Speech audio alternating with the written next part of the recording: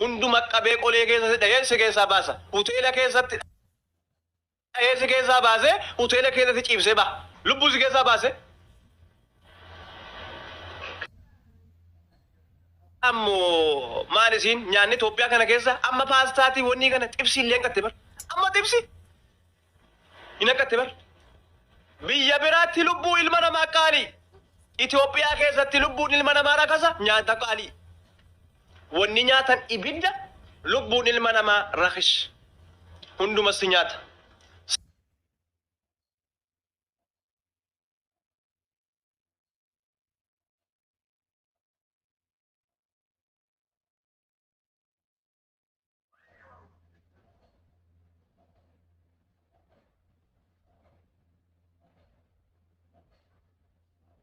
Godhame hanga ammaatti kunis boonyee gangalatee eenyunuu iyyee dadhabnee waggaa sadaffaa moo afuraffaa keessa liqimsiteen himne Itoophiyaan kana bar Itoophiyaan kana maal duraa barbaadan keessaa haa godaannu yoo akkanatti ilmaan Oromootiin ta'in yoo keessaa godaanan gaarii dabar. Keessaa godaanuu ilmaan Oromoo wanni jedhame Itoophiyaa keessaa tuu godaanee gaarii dabar. Akkanatti yeroo hunda gadda waa hunda argaa taa'urra. Feesbuuk irrattan guyyaa lama sadin caalu gammachuun Oromoodha. Gaafa guyyaa arfaffaa gaddi dhufe. As tiktokii dhuftan guyyaa lama sadi gammachuu guyyaa sadi afur booddee ammas dhufe gaddi. Gurraachi porofaayileen gurraacha ardii rabbii guutuun hin boo'a bar.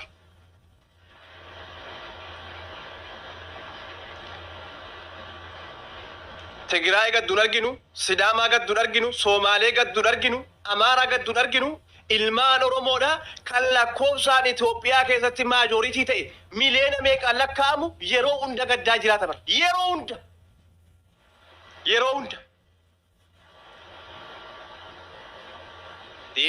Teenyee haa gabbarruga. Gabbarsuun yeroodhuma hunda lubbuu kennu. Kan Itoophiyaan nurraa barbaaddu maal? Lubbuu kennu. Yeroo daangaan tuqame kan dhaqee lubbuu kennu Oromoo. Daangaan eeguudhaan alatti kan akkanaan halkan geessee hoteela keessatti lubbuu si keessaa baasu kan bira hin beekamu. Gara meeqaan gabbarti bar. Daangaa kabachiisu dhattee kabachiifti achi dhumti Oromoodha. Hoteela keessa dhattee duuti Oromoodha. Hoteela dhattee galuu hin dandeessu. Artistoonni keenya amma warra kana Finfinnee keessa jiraatan waan jedha akkanaan jiraatan yeroo hunda dafaramaa ta'anii bar akka dubartiitti dafaraman artistoonni keenya Finfinnee keessatti isa dhugaa rabbii. Wallaahi artistoonni keenya warri amma gurguddaa nuti jennuun Finfinnee keessatti yeroo hunda dafaraman. Daffaarii Finfinnee kana keessatti akka waan biyya tokkorraa biyya tokko dhaqanitti Finfinnee kana keessa birrataa jiraatan. Finfinnee kana keessa of gatanii deeman. Finfinnee kana keessatti doorsifamaa jiraatan. Finfinneen biyyatti artistiin dhaqee keessa akka argee bashannanee kolfee jiraatu miti. Isa dhugaa rabbii. Itti fakkaata. Yeroo jarri gabbaanii kolfanii yeroo jarri gabbaanii sirba wayii baasan wama jarri gammachuudhaan Finfinnee keessa jiraataa nanu faasinitti fakkaata bar. Finfinnee keessa yeroo dhaqan wallaahi akka nuti Saudi Arabiyaa kana keessatti shurxaa ofirraa birrataa jiraannu kanatti jarri Finfinnee keessa yeroo dhaqan birrataa jiraatan nagaan qaban. Maaltu kana godhe? Maaltu jira Finfinnee kana keessa kan ilmaan Oromoodhaa akkanatti yeroo hunda nyaatu kun maal inni Oromoo solaachisu achi keessa?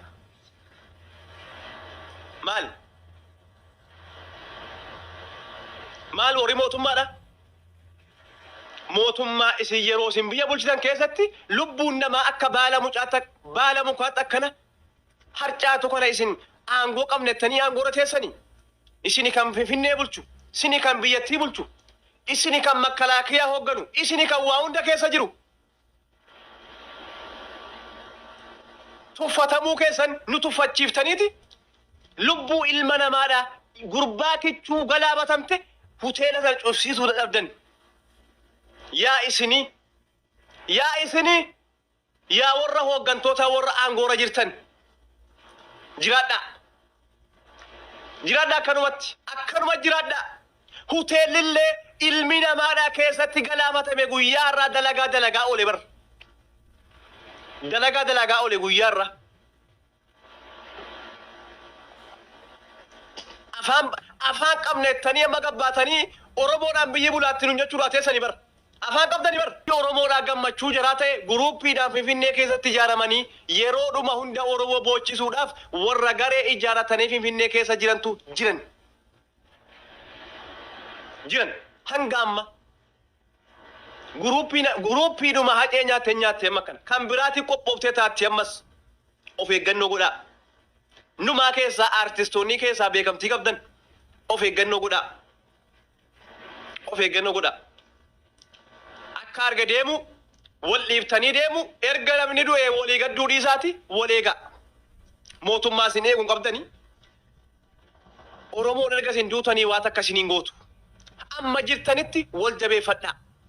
Laafaa keessa Finfinnee keessa jiru jabeessaa. Wajjiniin baa wajjiniin galaa amma jirtanutti. Kaleessa nama tiiktookii kanarra jiru gurbaan amma har'a du'e. Kaleessa tiiktookii kanarra jira bar kaleessa. Maal faa jedhan beektu mucucaatee kufee faa jedhan jedhan shofaaza Itoophiyaa mucucaatee kufee qorannoo jedhani barramma. Inni hospitaala Phaawulos jedhan guyyaa 15 booda baafna jedhe kan mucucaatee faa kufee warra jedhantu warra baasee jiran amma walumaa galatti mucucaatee kufee. Namni mucucaatee yoo kufee miila caba. Namni mucucaatee yoo kufee harka caba. Namni mucucaatee yoo kufee yookaan mataa takka dhiiga lafa bu'ee deggem du'eetuma kaanaan mucucaatee faa kufee jedhan bara. Akkanatti ilmaan Oromootti qoosan. Kanatti ilmaan Oromoo nyaatan.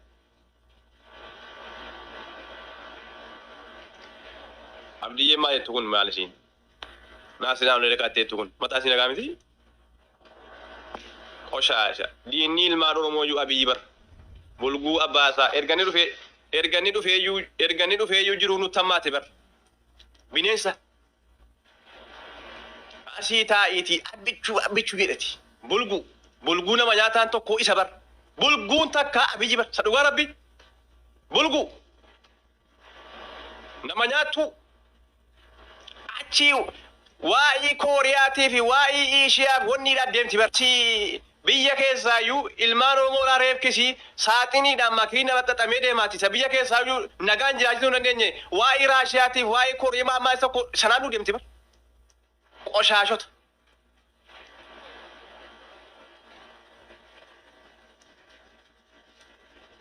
Yeroo wayyaanee bar qabdee itti malee ajjeebtu bar. Wayyaaneen yeroo wayyaanee kan isiirraa nuti itti komannu takka eebbisaa nu jalaa nyaatte lafarraa harkiftee diinallee taatu. Garuu sanaa asitti artistii wayiin isii tuqe qabdee hiiteenii irra teessi. Amaara akkanatti quufee akkanatti nurratti hin baxaraanne yeroo sanatti. Amaara Finfinnee kana keessatti siidaa adda addaa dhaabdanii fi Amaara Finfinnee keessa goobsitanii Amaarri erga Finfinnee keessatti goobe. Lubbuu ilmaan Oromoodhaa guyyaa guyyaarraa galaafata Finfinnee keessatti. Lubbuu ilmaan Oromoodhaa isintu goobse, isintu achi keessatti quufse, si warra mootummaatu akka jarattiin kun mataarra ol baatee ilmaan Oromoo jiraattu isintu godhe. Yerootti silaa ilmaan Oromoodhaa hulaa siira dhaabbattee mana siira dhaabbattee likkii galchitu. Dabareen keenyatu jennu dabareen kan jiraa ta'e bara. Dabaree amma jara biyya bulchaadha boo sakamii Oromoo biyya bulchaatanii haasofsanii Oromoo sakamii boo kawaan yeroo diinni biraa bulchuu akkanatti yeroo diinni biraa bulchuu akkana nammaanne reefu ammaataa dhufaara bar dubbiin hundi maal taatan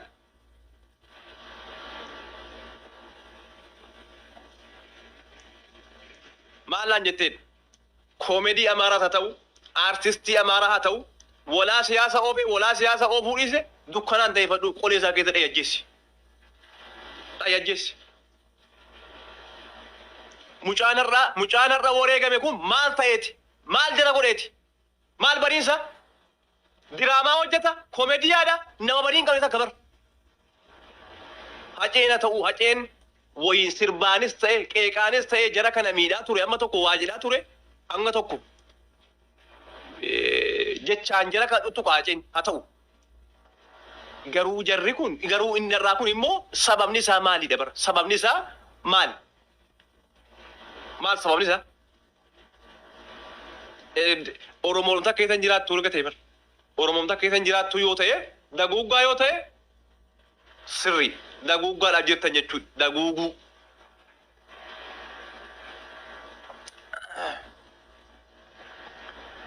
jarri hojiitti jiran Amaara hojiitti jira Oromoodhas iyyuu wal arrabsu ateessa Amaarri Finfinnee keessatti ateessa siin jedhu gittin godhee si cufa malee tuubboo si cufa Finfinnee keessatti Amaarri sadhugaa rabbi Amaarri Finfinnee keessatti ati wayi Arsii dhufte ati wayi Wallaggaa dhufte ati wayi Jimmaa dhufte dhimma keen qabu atummaan nama Oromoo taate deddeemna taanaan qawu goy lafa si buusa Amaarri si kan wal gaafatu atachi dhufte atasii dhufte atakkasii sin kana wal gaafadhaa nurraa kafalatanii gumaanni kan jaraa kun numa nurkaa bade bar gumaasa kan Tigraay yeroon isaa dabare inni kan Amaaraa kun gumaansa gaafanni ba'u Allahu Ta'ala na beeku bar nura kaan bar yeroma hunda gumaa fuutee nurraa keessu bar yeroma hunda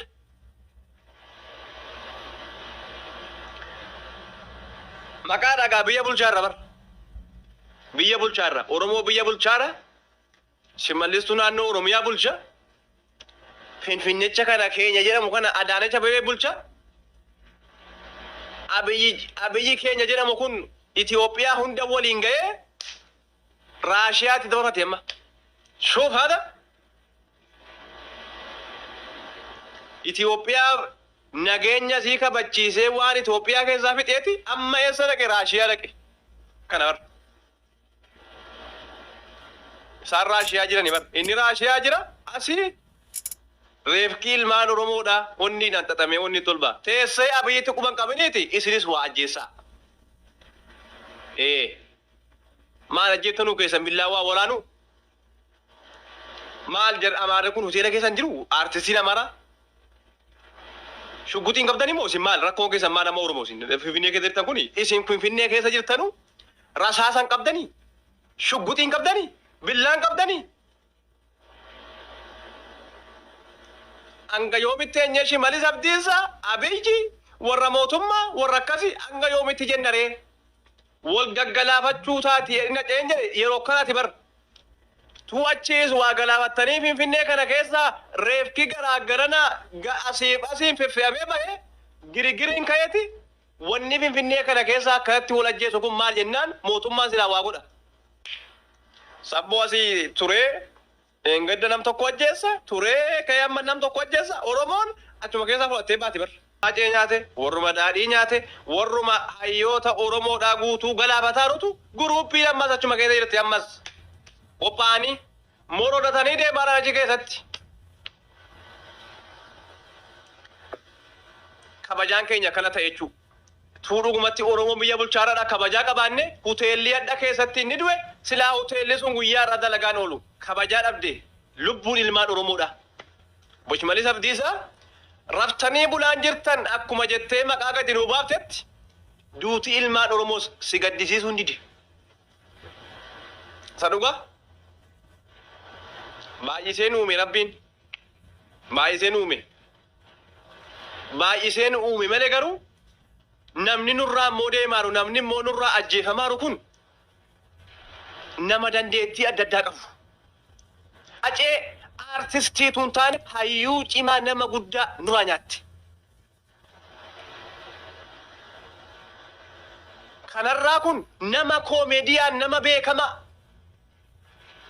Nama si jiruu gaddaa keessa jiru, nama si ofiin citee jiru, nama si aaree jiru.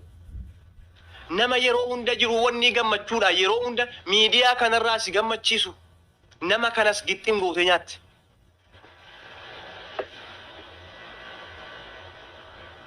Finfinnee.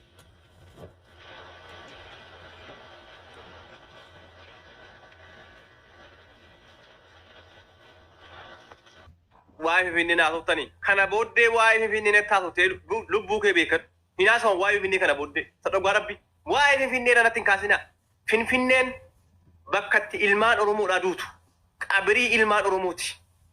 Sadhugaa rabbi finfinneen akkas bar qabirii ilmaan Oromooti bakka itti Oromoon duutu.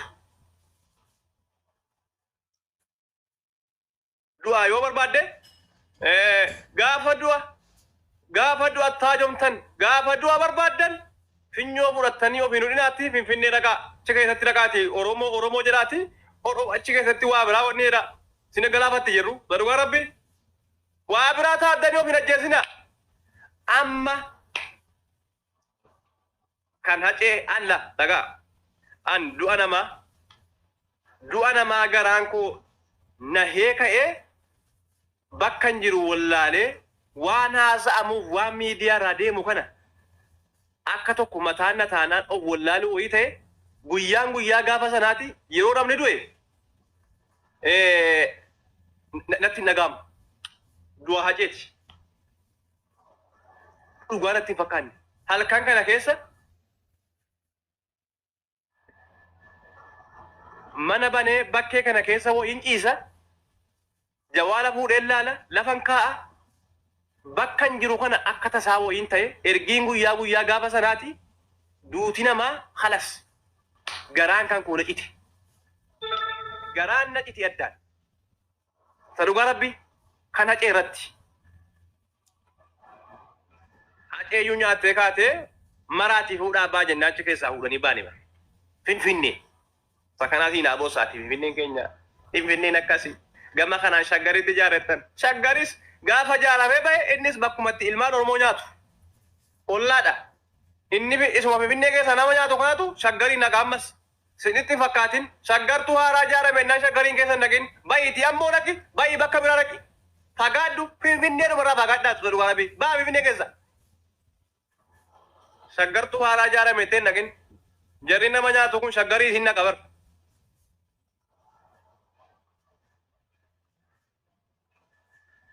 biyya firdiin qabne biyya namni nama ajjeesse sakkiidhaan qabamee yoo dhaqe deebi'ee gadhiifamu bar biyya namitti hacee bira jirtu qaalitti hacee bira jirtu biyya gadi dhiibti bar biyyatti kana biyyattaniiti nama biyya kana bar namitti hacee bira jirtu dubartii hacee bira turte yeroo inni du'u biyya murteetti murteessuu dhabde bar Itoophiyaan ituuniitiin sun murtii isiidhaan malu argattee jira akka baluu danda'ame yoo immoo kana hin danda'in walitti araaramuudha kalas nagaa taanaa nama nurraan ajjeesinaa jedhanii gabbaanii abbootiin gadaa nagaa gaafachuudha yookaan immoo finfinnee gadhiisanii keessaa bahuudha furmaanni isaa waa biraan jiru hanga kanan ta'initti duune nu ajjeessame ilmaan Oromoo takka taate reefka ilmaan Oromoo akkana ta'e kabajaa dhabne waan akkaan nurraa dhiisa namnuun du'e erga du'e kabajaa himtanii namaan du'e bar hin du'e haceeyyuu kormatti dhabne dhimneeti kormateenyee wanni jennu gumaan isaan baatuu jennu gumaan isaa nyaatamee nafuutuu jennu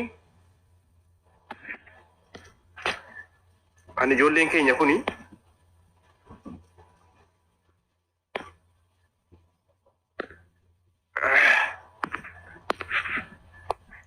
dirqama maqaa biyyaatiin moggaafatanii deemtu kulloo haadha keessan kanaaf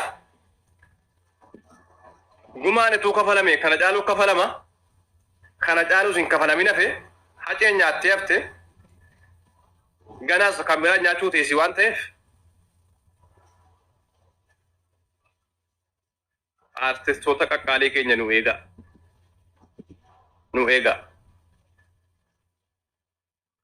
nuuf eegaa maaliif beektu abiyyi kun aangoora jira jennaan bu'aa tokko wanni dhufaan hin jiru nageenyi tokko dhufaan jiru nageenyi dhufaan jiru balaatu deemaa rammallee nyaannuun qaala'ee zayitiin hin qaala'ee biyyattiin ofiisiitti immoo girgirii qiyaamaa keessa jirti lubbuun namaa mochi keessatti tola taate bar lubbuun namaa tola bar dhugaa rabbii lubbuun namaa namni illee waan kaa dubbatu hin jiru barramma miidiyaan biyyatti waan akkanarraan haasa'u bar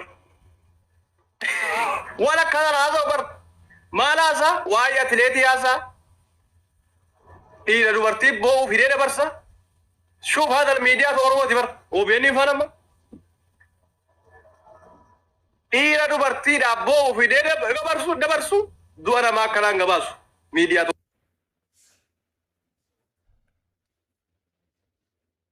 واي بو كلو هذا جتري توالو تن أما واي بو إيرا دبرتي بو في ده غباسا ما وبيني دوا أمتان غباسو في ده jijjiirama ergaa biyyi dhufe amma kun ergaa biyyi dhufe jijjiirama bar